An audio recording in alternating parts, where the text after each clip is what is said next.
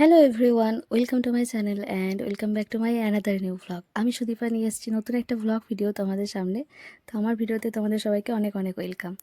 আজকে আমি যে ভ্লগটা তোমাদের সঙ্গে শেয়ার করছি সেই দিনটা ছিল 11ই এপ্রিল 2026-এর, অর্থাৎ আগের মাসে। তবে আজকে আমি তোমাদের সাথে আমার কিছু মনের কথা শেয়ার করব।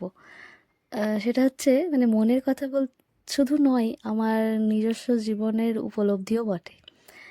আমরা প্রথমেই যখন ছোট থেকে বড় হয়ে উঠি, চারপাশে আমাদের অনেক মানুষ, অনেক বন্ধু-বান্ধব, নানা রকমের ভাবনা চিন্তা, নানা রকমের উচ্ছ্বাস, হাজারো একটা রঙিন স্বপ্ন চোখে এইভাবেই বড় হয়ে উঠি। চারপাশে প্রচুর মানুষজন, খেলাধুলোর সঙ্গী সাথী, আরও কত কিছু, তাই না বলো?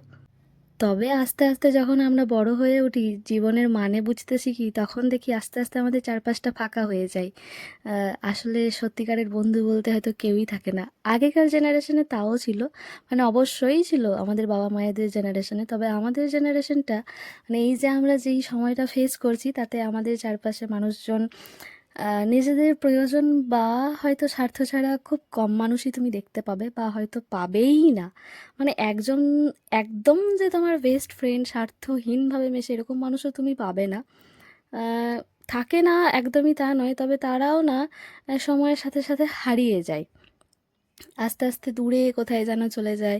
রেগুলার বেসিসে আমাদের যোগাযোগ থাকে না। ছোটোবেলাটা যেরকম রঙিন, দু হাত ভরা, দু চোখ ভরা স্বপ্ন, সেটা বড় হওয়ার সাথে সাথে সত্যিই ফিকে হয়ে যায়। টানগুলোও কেমন যেন একটু কমতে থাকে, এরকম টাইপের একটা ব্যাপার।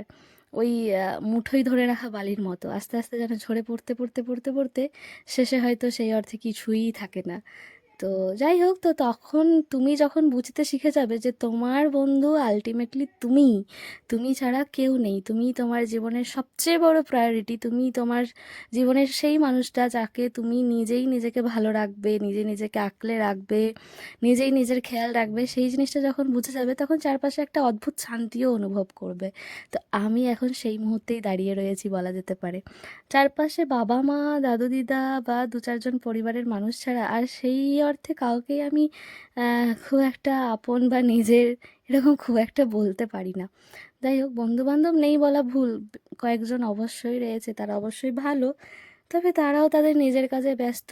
ওই যে রেগুলার বেসিসে আমরা যে একই রকমভাবে থাকার প্রতিশ্রুতিবদ্ধ হয়েছিলাম বা কোনো কিছু, সেই রকম আর কোনো কিছুই হয়ে ওঠে না। তবে এই সময়টাতে আমি রিয়েলাইজ করেছি যে হ্যাঁ, অবশ্যই আমার নিজের কাছে আমার থেকে ভালো আর মানে আমার নিজের থেকে বেশি প্রায়োরিটি আর কেউ হতেই পারে না। নিজেকে নিজেকে ভালো রাখতে হবে, নিজেকে আগলাতে হবে, নিজের মন খারাপের সঙ্গী হতে হবে, নিজেকে সময় দিতে হবে, সাথ দিতে হবে। এই কারণেই আমি মাঝে মধ্যেই নিজের সঙ্গে সময় কাটাতে একটু একটু বাইরে যাই। তো সেই দিনটাও ছিল সেই রকম। সকালে উঠেই ওই তো আগের দিনের বাসি রুটি ভাজাটা, মানে রুটি ছিল, সেটাকে আমি রুটি ভাজা করে নিয়েছি নানা রকম সবজির সাথে। তো সেটা খেয়ে আমি বা উম, বাড়ি থেকে বেরিয়েছিলাম একটু শপিং করার উদ্দেশ্যে। এই যে কসমোবাজারে চৈত্র সেল চলছিল, তো সেটারই একটা মেসেজ আমার ফোনে এসেছিলো, তাই ভাবলাম যে যাই। হাতে টাকা পয়সা তেমন খুব একটা সত্যিই ছিল না, তাও মনে হলো যাই, একটু ঘুরেই আসি না কেন, একটু নিজের সাথে সময় কাটানো হবে, একটু মনটা ভালোও হবে। কারণ সারা দিন এত কাজের চাপে, এত কাজের মাঝে থেকেও নিজেকে তো সময় দিয়ে ওঠাই হয় না। তো ভাবলাম যাই, একটু ঘুরেই আসি। তো ওই জন্য গিয়েছিলাম। এতগুলো জামা আমি ট্রায়াল করেছিলাম ঠিকই, কোনটাতে আমাকে ভালো লাগছে জানিও তো, আমার এই জামাটা খুব পছন্দ হয়েছিল। কিন্তু ওই যে বিলাসিতা করার আর কি বলবো, আর সময় নেই বা সুযোগ নেই, তাই এত পছন্দ হলেও দামটা এতটাই ছিল যে আমার আর কেনার সামর্থ্য হয়ে ওঠেনি।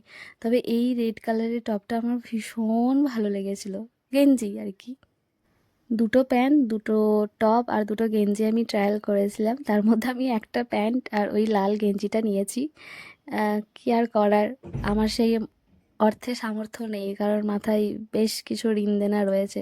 তাই সেইগুলো মিটিয়ে তারপর নিজের বিলাসিতা মেটানো যাবে। প্রচণ্ড ভিড় ছিল, কারণ ওই যে সেল চলছিল তাই। তো যাই হোক, নিজের সাথে কিছুটা সময় কাটালাম, তারপর অনেকটা দুপুর সেদিন আবার এক কাণ্ড ঘটেছিল। সেদিন ছিল মিটিং। যাই হোক, আমাদের প্রাক্তন মুখ্যমন্ত্রীর ভাইপো সেদিন এসেছিলেন। তো সেই জন্য রাস্তাঘাট এত জ্যাম ছিল, ফাঁকাও ছিল, সে অর্থে আমি গাড়ি খুব একটা পাচ্ছিলামও না। আর ওই দুপুরবেলায় কীভাবেই বা ফিরবো, এমনিতেই তো এক পাক ঘুরে আসতে হয়েছে। তাই জন্যই আমি একটু মায়ের মন্দিরে গিয়েছিলাম, মানে সাঁইথিয়াতেই নন্দিকেশ্বরী মন্দির রয়েছে, যেটা সতীপীঠের মধ্যে অন্যতম। এই যে দেখো, এখানে খুবই সমস্যা একটা কারণে, কারণ ওই যে রেলের ব্রিজটা ভেঙে দেওয়া হয়েছে, তাই এই তো আমাদেরকে না সবাইকে স্টেশনের মধ্য দিয়ে ওভারব্রিজ দিয়ে ওই পারে যেতে হয়। এটা খুব একটা কষ্টকর ব্যাপার। তো যাই হোক, মায়ের কাছে অনেকক্ষণ বসেছিলাম, মনটা পুরো শান্ত হয়ে গেছিলো। আর এক অদ্ভুত ব্যাপার এখানে লক্ষ্য করেছিলাম, জানো, সেদিন সবাই মিটিং মিছিল বাদ দিয়ে এখানে বসেছিল। যাই হোক, এই এদের জন্য এত অসুবিধা আমাদেরকে ভোগ করতে হতো, সেদিনও প্রচুর অসুবিধা ভোগ করতে হয়েছে। যাই হোক, সেই সব কিছুর পতন ঘটেছে, এবার আশা করি সমস্ত কিছু ভালোই হবে। সেই আশাতেই তো আমরা দিন গুনছি। অবশ্যই অনেক কিছু ভালো হচ্ছেও। ওদের এই যে একচেটিয়া একটা ব্যাপার শেষ হয়েছে, এতে সত্যিই মনে খুব শান্তি পেয়েছি। তো এই যে নিজের সঙ্গে নিজের কাটানো খুব সুন্দর একটা দিন আর মুহূর্ত ছিল, সেই দিনটা, সেটাই তোমাদের সঙ্গে শেয়ার করলাম। তোমরাও এভাবেই নিজেদের বন্ধু নিজেরা হয়ে ওঠো, নিজেদের শান্তির জায়গা নিজেরাই হয়ে ওঠো। এর থেকে বিকল্প আর ভালো কিছু হতেই পারে না। চলো আজ আসি, দেখা হবে অন্য কোনো ভিডিওতে। টাটা, রাধে রাধে।